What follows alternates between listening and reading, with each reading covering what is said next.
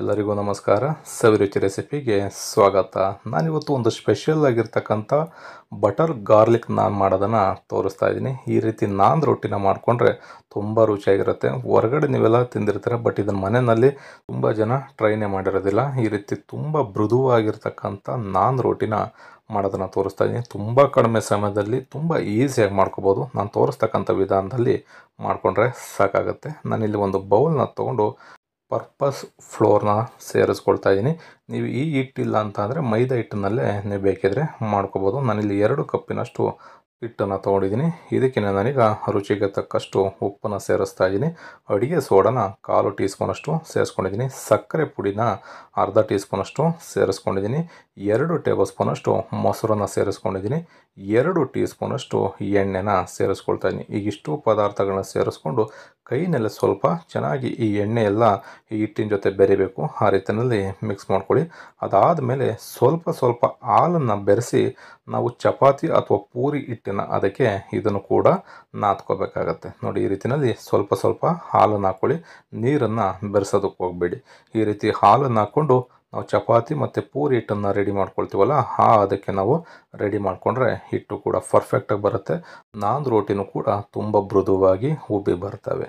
ನೋಡಿ, ಈಗ ಹಿಟ್ಟನ್ನು ಕರೆಕ್ಟಾಗಿ ಪರ್ಫೆಕ್ಟಾಗಿ ಕಲಿಸ್ಕೊಂಡಿದ್ದೀನಿ. ಕೊನೆಯಲ್ಲಿ ಹಿಟ್ಟು ರೆಡಿ ಆದಮೇಲೆ ಬೇಕಿದ್ರೆ ನೀವು 1 ಟೇಬಲ್ ಸ್ಪೂನಷ್ಟು ಎಣ್ಣೆನ ಸೇರಿಸ್ಕೊಂಡು ಇದನ್ನು ಚೆನ್ನಾಗಿ ನಾದ್ಕೋಬೋದು. ಈ ರೀತಿ ನಾದ್ಕೊಂಡಾದ ನಂತರ ಇದನ್ನು ಒಂದು ಅರ್ಧ ಗಂಟೆಗಳ ಕಾಲ ಸ್ವಲ್ಪನೂ ಕೂಡ ಗಾಳಿ ಆಡಬಾರ್ದು. ಆ ರೀತಿಯಲ್ಲಿ ಒಂದು ಬೌಲ್ನ ಕ್ಲೋಸ್ ಮಾಡಿ ಬಿಟ್ಕೊಳ್ತಾ ಇದ್ದೀನಿ. ಈಗ ಅರ್ಧ ಗಂಟೆ ಆಗಿದೆ. ಹಿಟ್ಟು ಅಷ್ಟೇ ತುಂಬ ಸಾಫ್ಟಾಗಿರುತ್ತೆ. ಈ ರೀತಿ ಸ್ವಲ್ಪ ಏನಾದ್ರು ಗಟ್ಟಿ ಆಗಿದೆ ಅನ್ಸಿದ್ರೆ ನೀವು ಒಂದು ಸ್ವಲ್ಪ ಎಣ್ಣೆನ ಸೇರಿಸ್ಕೋಬೋದು. ಮತ್ತು 1 ಟೀ ಸ್ಪೂನ್ ಅಥವಾ ಟೇಬಲ್ ಸ್ಪೂನಷ್ಟು ಎಣ್ಣೆನ ಸೇರಿಸ್ಕೊಂಡು ಸ್ವಲ್ಪ ಚೆನ್ನಾಗಿ ನಾದ್ಕೊಳ್ಳಿ. ಚೆನ್ನಾಗಿ ನಾದ್ಕೊಂಡಾದ ನಂತರ ನಾವು ಚಪಾತಿ ಹಿಟ್ಟನ್ನು ತೊಗೊಳ್ತೀವಲ್ಲ, ಅದೇ ಸೈಜಿಗೆ ಇದನ್ನು ತೊಗೊಂಡು ಚೆನ್ನಾಗಿ ನಾವು ಉಂಡೆನ ರೆಡಿ ಮಾಡ್ಕೋಬೇಕಾಗತ್ತೆ. ಈ ರೀತಿ ಮಾಡಿಕೊಂಡು ನಾವು ನಾನ್ ರೋಟಿನ ಮಾಡಿಕೊಂಡ್ರೆ ಮನೆಯಲ್ಲಿ ಮಕ್ಕಳುಗಳಿದ್ದರೆ ಮಕ್ಕಳುಗಳು ಅಷ್ಟೇ ತುಂಬ ಇಷ್ಟಪಟ್ಟು ತಿಂತಾರೆ. ಮನೆಗೆ ಯಾರು ಗೆಸ್ಟ್ ಬಂತು ಅಂದರೆ ದಿಢೀರಂತನೂ ಕೂಡ ನಾನ್ ರೋಟಿನ ಮಾಡ್ಕೋಬೋದು. ತುಂಬ ಜನ ಇದನ್ನು ಮಾಡೋದಕ್ಕೆ ಬರಲ್ಲ ಅಂತ ಮಾಡೋದನ್ನೇ ಬಿಟ್ಬಿಟ್ಟಿರ್ತಾರೆ. ನೋಡಿ, ಈ ರೀತಿಯಲ್ಲಿ ಸ್ವಲ್ಪ ನಾವು ಲಟ್ಟಿಸ್ಕೋಬೇಕು. ಒಂದು ಲಟ್ಟಣಿಗೆ ಮುಖಾಂತರ ಸ್ವಲ್ಪ ಲಟ್ಟಿಸ್ಕೊಳ್ಳಿ. ಅದಾದಮೇಲೆ ನಾನು ಇದಕ್ಕೆ ಸಣ್ಣದಾಗಿ ಕಟ್ ಮಾಡಿ ಇಟ್ಕೊಂಡಿರ್ತಕ್ಕಂಥ ಬೆಳ್ಳುಳ್ಳಿನ ಮೇಲ್ಗಡೆ ಸೇರಿಸ್ಕೋಬೇಕಾಗತ್ತೆ. ಮೇನ್ ಅಂತಂದರೆ ಈ ನಾನ್ ರೋಟಿಗೆ ಬೆಳ್ಳುಳ್ಳಿ ಹಾಗೆ ಬೆಣ್ಣೆ ಇವೆರಡೇ ಮೇನ್ ಇಂಗ್ರೀಡಿಯೆಂಟ್ಸು. ಸ್ವಲ್ಪ ಬೆಳ್ಳುಳ್ಳಿ ಸಣ್ಣದಾಗಿ ಕಟ್ ಮಾಡ್ಕೊಂಡಿರೋದು, ಸ್ವಲ್ಪ ಕೊತ್ತಂಬರಿ ಸೊಪ್ಪು, ಹಾಗೆಯೇ ಸ್ವಲ್ಪ ಎಳ್ಳನ್ನು ಸೇರಿಸ್ಕೊಳ್ತಾ ಇದ್ದೀನಿ. ಕಪ್ಪು ಎಳ್ಳು ಅಥವಾ ಬಿಳೆ ಎಳ್ಳು ಯಾವುದಿದ್ರೂ ಸ್ವಲ್ಪ ಮೇಲ್ಗಡೆ ಸೇರಿಸ್ಕೊಳ್ಳಿ. ನೀವು ನಾನ್ ರೋಟಿನ ಬೇಕಿದ್ರೆ ಈ ರೀತಿ ಉದ್ದುದ್ದಾಗೂ ಬೇಕಾದರೆ ನೀವು ಲಟ್ಟಿಸ್ಕೋಬೋದು, ಅಥವಾ ರೌಂಡ್ ಆಕಾರದಲ್ಲೂ ಬೇಕಿದ್ರೆ ಲಟ್ಟಿಸ್ಕೋಬೋದು. ನಿಮ್ಗೆ ಯಾವ ಆಕಾರ ಬೇಕೋ ಆ ಆಕಾರದಲ್ಲಿ ನೀವು ಲಟ್ಟಿಸ್ಕೋಬೋದು. ನಾನು ಸ್ವಲ್ಪ ಉದ್ದುದ್ದಾಗಿ ಲಟ್ಟಿಸ್ಕೊಳ್ತಾ ಇದ್ದೀನಿ. ನಾವು ಈ ರೀತಿ ಬೆಳ್ಳುಳ್ಳಿ ಸೇರಿಸಿ ಆದಮೇಲೆ ಈ ರೀತಿ ಉಲ್ಟಾ ಮಾಡಿ ಲಟ್ಟಿಸ್ಕೋಬೇಕು.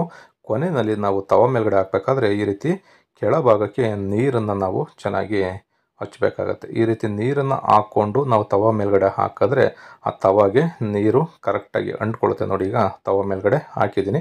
ಕೆಳಗಡೆ ಭಾಗ ನೀರನ್ನು ಹಾಕಿದ್ರಿಂದ ನೀಟಾಗಿ ಅಂಟ್ಕೊಂಡಿರುತ್ತೆ. ಈ ರೀತಿ ಸ್ವಲ್ಪ ನಾವು ಹಾಕಿದ ತಕ್ಷಣ ಒಂದು ಅರ್ಧ ನಿಮಿಷದಲ್ಲೇ ಬಬ್ಬಲ್ ಸ್ಟಾರ್ಟ್ ಆಗುತ್ತೆ, ಮೇಲ್ಗಡೆ ಗುಳ್ಳೆಗಳು ಬರೋ ಸ್ಟಾರ್ಟ್ ಆಗುತ್ತೆ. ಆವಾಗ ನಾವು ತವಾನ ಈ ರೀತಿ ತಿರುಗಿಸಿ ಕೆಂಡದಲ್ಲಿ ಮೇಲ್ಗಡೆ ಭಾಗನ ಬೇಯಿಸ್ಕೋಬೇಕಾಗತ್ತೆ. ಈ ರೀತಿ ಬೇಯಿಸ್ಬೇಕಾದ್ರೆ ನೀವು ಮೀಡಿಯಮ್ ಫ್ಲೇಮ್ ಅಥವಾ ಲೋ ಫ್ಲೇಮ್ನಲ್ಲಿ ಇಟ್ಕೊಂಡು ನೋಡಿ, ಈ ರೀತಿ ಸ್ವಲ್ಪ ಗೋಲ್ಡನ್ ಕಲರ್ ಬರೋವರೆಗೂ ಬೇಯಿಸ್ಕೋಬೇಕು. ಈಗ ಕೆಳಗಡೆ ಭಾಗ ಏನಿದೆ ನೋಡಿ, ಈಸಿಯಾಗಿ ನಾವು ನೀರನ್ನು ಹಾಕಿದ್ವಲ್ಲ ಆ ಭಾಗ ಈಸಿಯಾಗಿ ಎದ್ದೇಳುತ್ತೆ. ಈ ರೀತಿ ನಾನ್ ರೋಟಿನ ನಾವು ತವ ಮೇಲ್ಗಡೆ ಸೇರಿಸಿದ್ಮೇಲೆ ಒಂದು 2-3 ನಿಮಿಷಗಳ ಕಾಲ ನಾವು ಬೇಯಿಸ್ಕೊಂಡ್ರೆ ಸಾಕಾಗುತ್ತೆ. ನನಗೆ ಇನ್ನೊಂದು ರೋಟಿನ ಹಾಕಿ ತೋರಿಸ್ತಾ ಇದ್ದೀನಿ, ನೋಡ್ಬೋದು. ನಾವು ನೀರನ್ನು ಹಾಕಿರ್ತಕ್ಕಂಥ ಭಾಗ ತವ ಮೇಲ್ಗಡೆ ಚೆನ್ನಾಗಿ ಅದು ಫ್ರೈ ಆಗುತ್ತೆ. ಮೇಲ್ಗಡೆ ಭಾಗನ ನಾವು ಈ ರೀತಿ ಊರಿನಲ್ಲಿ ಕೆಂಡದಲ್ಲಿ ಬೆಂಕಿ ಏನಿದೆ ಅದ್ರ ಜೊತೆಯಲ್ಲಿ ನಾವು ಒಂದು ಅರ್ಧದಿಂದ 1 ನಿಮಿಷ ಚೆನ್ನಾಗಿ ಫ್ರೈ ಮಾಡಿಕೊಂಡ್ರೆ ನಾನ್ ರೋಟಿ ರೆಡಿ ಆಗುತ್ತೆ. ಇದಕ್ಕೆ ನಾವೀಗ ಬೆಣ್ಣೆನ ಈ ರೀತಿ ಕಾಯಿಸ್ಕೊಂಡು ಮೇಲ್ಗಡೆ ಸೇರಿಸ್ಕೋಬೇಕು.